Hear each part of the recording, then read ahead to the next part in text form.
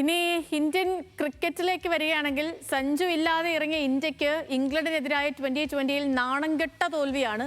പരമ്പരയിലെ മൂന്നാമത്തെ മത്സരത്തിൽ 125 റൺസിനാണ് ശ്രേയസും സംഘവും അടിയറവ് പറഞ്ഞത്. ഇതോടെ 5 മത്സരങ്ങളുള്ള പരമ്പരയിൽ ഇംഗ്ലണ്ട് 2-0 മുന്നിലെത്തി. വിശ്രമം എന്ന പേരിൽ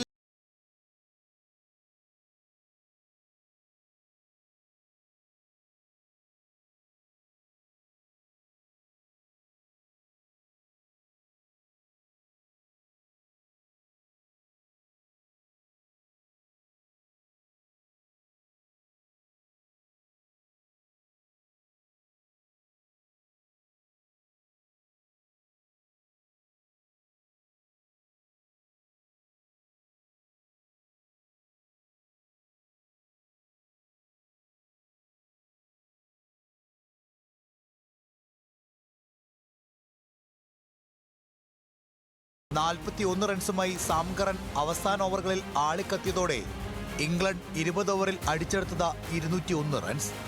4 ഓവറിൽ 30